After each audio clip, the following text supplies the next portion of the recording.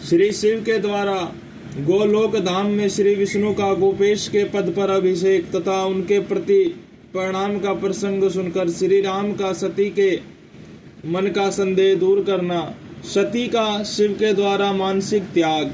श्री राम बोले, देवी, प्राचीन काल में एक समय परम सृष्टा भगवान शंभु ने अपने प्रात पर धाम में विश्वकर्मा को बुलाकर उनके द्वारा अपनी गौशाला में एक रमणीय भवन बनवाया, जो बहुत ही विस्तृत था।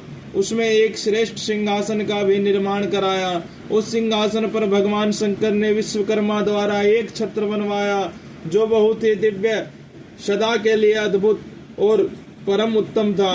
तत्पश्चात उन्होंने सब ओर से इंद्र आदि देवगणों, सिद्धों, गंधर्वों, नाग को तथा संपूर्ण उपदेवों को भी शीघ्र वहां बुलवाया। समस्त वेदों और आगमों को, पुत्रों सहित ब्रह्मा जी को, मुनियों को तथा अप्सराओं सहित समस्त देवियों को, जो नाना प्रकार की वस्तुओं से संपन्न थी, आमंत्रित किया। इनके सिवा देवताओं, ऋषियों, सिद्धों और नागों की 16 कन्याओं को भी बुलवाया, जिनके हाथों में मांगलिक वस्तुएं थी। मुने वीणा, मृदंग आदि नाना प्रकार के वाद्य यंत्रों को बजवाकर सुंदर गीतों द्वारा महान उत्सव रचाया। संपूर्ण औषधियों के साथ राज्याभिषेक के योग्य द्रव्य एकत्र किए गए। प्रत्यक्ष तीर्थों के जलों से भरे हुए 5 कलश भी मंगवाए गए। इनके सिवा और भी बहुत सी दिव्य सामग्रियों को भगवान शंकर ने अपने पार्षदों द्वारा मंगवाया और वहां उच्च स्वर से वेद मंत्रों का घोष करवाया। देवी, भगवान विष्णु के पूर्ण भक्ति से महेश्वर देव सदा प्रसन्न रहते थे, इसलिए उन्होंने प्रतियुक्त हृदय से श्री हरि को वैकुंठ से बुलवाया और शंभु शुभ मुहूर्त में श्री हरि को उस श्रेष्ठ सिंहासन पर बिठाकर महादेव जी ने स्वयं ही प्रेम पूर्वक उन्हें सब प्रकार के आभूषणों से विभूषित किया। उनके मस्तक पर मनोहर मुकुट बांधा गया और उनसे मंगल कौतुक कराए गए। यह सब हो जाने के बाद महेश्वर ने स्वयं ब्रह्मांड में श्री हरि का अभिषेक किया और उन्हें अपना वह सारा ऐश्वर्य प्रदान किया, जो दूसरों के पास नहीं था। तदंतर स्वतंत्र ईश्वर भक्त वत्सल शंभु ने श्री हरि का सत्वन किया और अपनी पराधीनता, भक्त परवशता को सर्वत्र प्रसिद्ध करते हुए वे लोककर्ता ब्रह्मा से इस प्रकार बोले। महेश्वर ने कहा, लोकेश, आज से मेरी आज्ञा के अनुसार ये विष्णु हरि स्वयं मेरे वंदनीय हो गए हैं।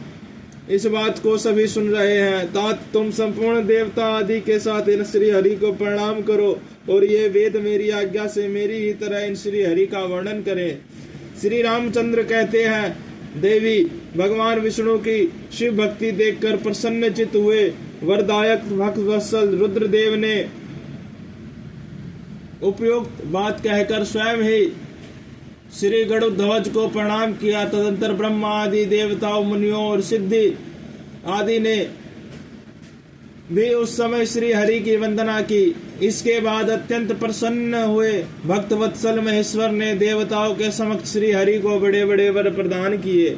महेश बोले, हरे, तुम मेरी आज्ञा से संपूर्ण लोकों के कर्ता, पालक और संहारक हो। धर्म, अर्थ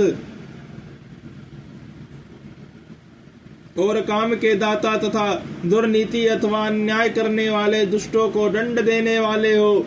वाहन बल पराक्रम से संपन्न जगत पूज्य जगदीश्वर बने रहे हो। सम्रांगण में तुम कहीं भी जाते नहीं जा सकोगे। मुझसे भी तुम कभी पराजित नहीं होगे।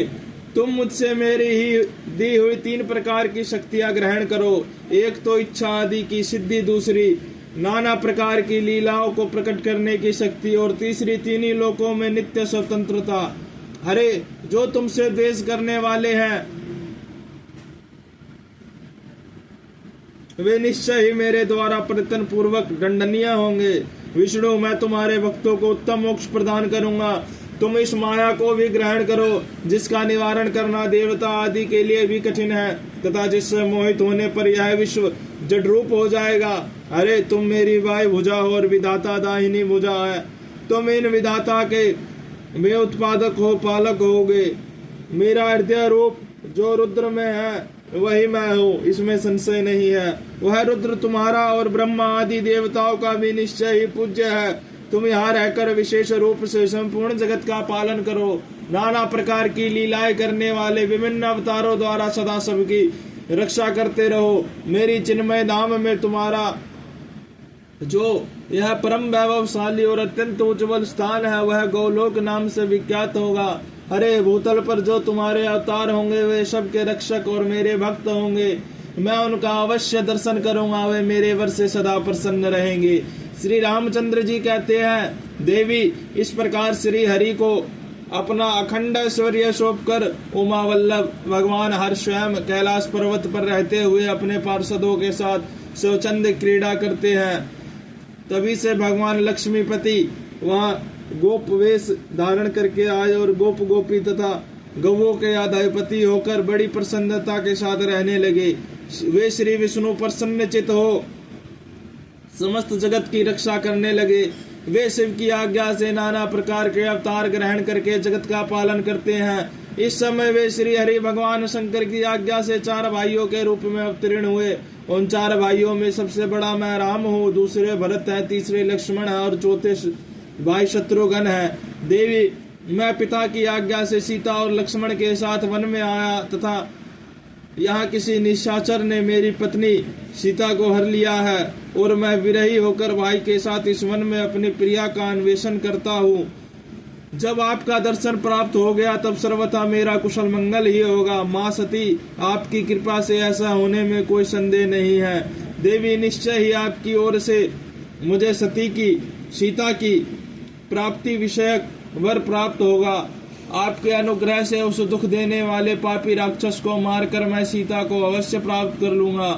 आज मेरा महान सौभाग्य है जो आप दोनों ने मुझ पर कृपा की। जिस पर आप दोनों दयालु हो जाए वह पुरुष धन्य और श्रेष्ठ है।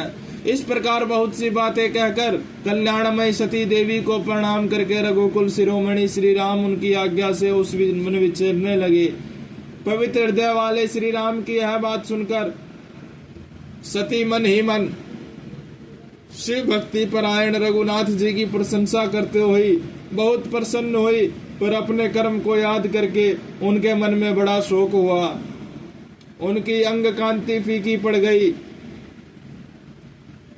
वे उदास होकर शिव जी के पास लौटी। मार्ग में जाते हुए देवी सती बारंबार चिंता करने लगी कि मैंने भगवान शिव की बात नहीं मानी और श्री राम के प्रति कुत्सित बुद्धि कर ली। अब शंकर जी के पास जाकर उन्हें क्या उत्तर दूंगी। इस प्रकार बारंबार विचार करके उन्हें उस समय बड़ा पश्चाताप हुआ। शिव के समीप जाकर सती ने उन्हें मन ही मन प्रणाम किया। उनके मुख पर विषाद छा रहा था। वे शोक से व्याकुल हो निस्तेज हो गई थी। सती को दुखी देख भगवान हर ने उनका कुशल समाचार पूछा और प्रेम पूर्वक कहा, तुमने किस प्रकार परीक्षा ली। उनकी यह बात सुनकर सती मस्तक झुकाए उनके पास खड़ी हो गई। उनका मन शोक और विषाद में डूबा हुआ था। भगवान महेश्वर ने ध्यान लगाकर सती का सारा चरित्र जान लिया और उन्हें मन से त्याग दिया। वेद धर्म का प्रतिपालन करने वाले परमेश्वर शिव ने अपनी पहले की हुई प्रतिज्ञा को नष्ट नहीं होने दिया। सती का मन से त्याग करके वे अपने निवास भूत कैलाश पर्वत पर चले गए। मार्ग में महेश्वर और सती को सुनताते हुए आकाशवाणी बोली, परमेश्वर तुम धन्य हो और तुम्हारी यह प्रतिज्ञा भी धन्य है।